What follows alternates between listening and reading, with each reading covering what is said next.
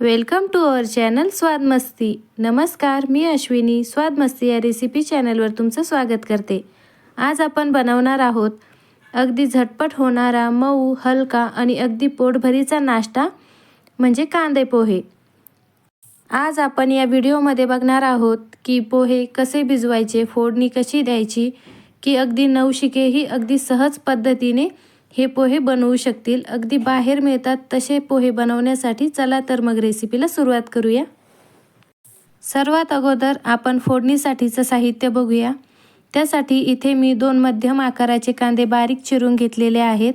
4 ते 5 हिरव्या मिरच्या, कढीपत्ता, शेंगादाणे आणि बारीक चिरलेली कोथिंबीर। आता इथे मी 250 ग्रॅम पोहे घेतले आहे। पोहे अगोदर आपल्याला स्वच्छ करून घ्यायचे आहेत आणि आता मी ते भिजवण्यासाठी पुरणाच्या चाळणीवर घेत आहे, म्हणजे पोहे धुतानाचं जास्तीचं पाणी त्यात राहणार नाही आणि आपले पोहे व्यवस्थित भिजल्या जातील। आता आपण हे पोहे धुवून घेतलेले आहेत। धुताना अगदीच खूप रगडून आपल्याला धुवायचे नाहीत, हलक्या हाताने त्यावर पाणी टाकायचं आहे।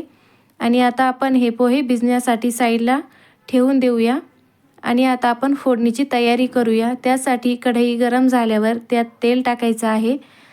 इथे मी 3 मोठे चमचे तेल टाकून घेतलंय। तेल जास्त कमी टाकायचं नाही, नाहीतर पोहे कोरडे होतात। तेल गरम झाल्यावर त्यात आता आपण शेंगादाणे तळून घेऊया। शेंगादाणे छान तळून झाल्यावर आता आपण ते बाहेर काढून घेऊया। आता गरम तेलामध्ये आपण मोहरी टाकून घेऊया। मोहरी तडतडल्यावर त्यामध्ये जिरं टाकायचं आहे। जिरे चांगले फुलून आले की त्यामध्ये आता आपण बारीक चिरलेल्या मिरच्या टाकून घेऊया आणि लगेचच आपल्याला कांदाही टाकून घ्यायचा आहे।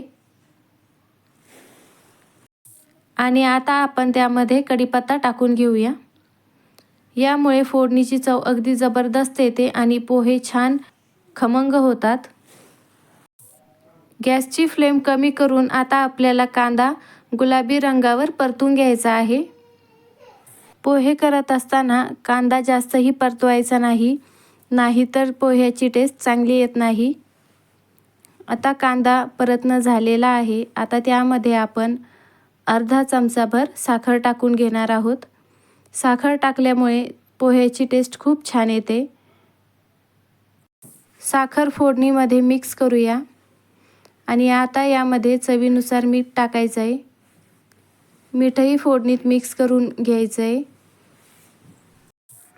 आता कांदा आणि सर्व पदार्थ चांगले परतले गेलेले आहेत। यात आता आपण 1 चमचाभर हळद टाकून घेऊया।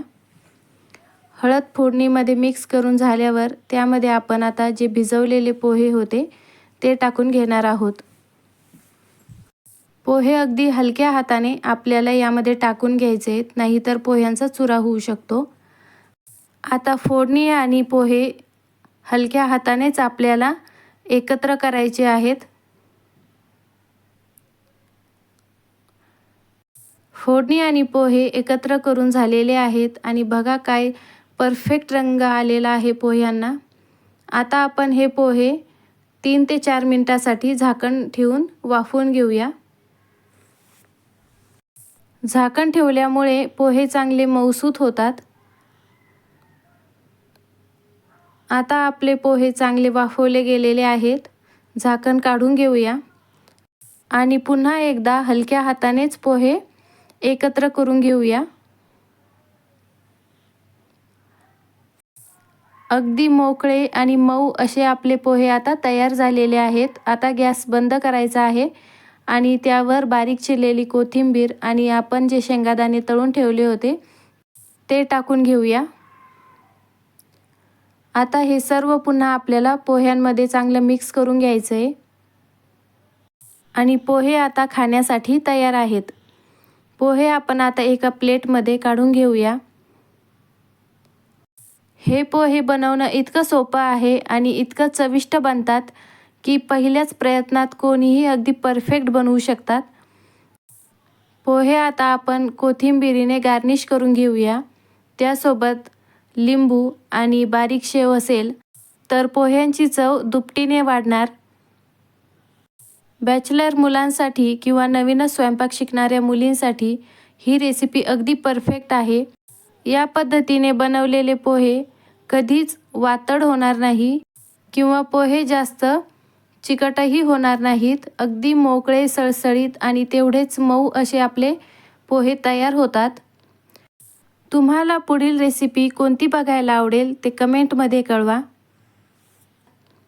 तुम्ही ही रेसिपी एकदा नक्की ट्राय करा आणि रेसिपी आवडल्यास व्हिडिओला लाईक, शेअर आणि नवनवीन आणि सोप्या रेसिपी बघण्यासाठी चॅनलला सबस्क्राईब करा. पुन्हा भेटूया अशाच एका छानशा आणि चविष्ट रेसिपीसोबत. धन्यवाद.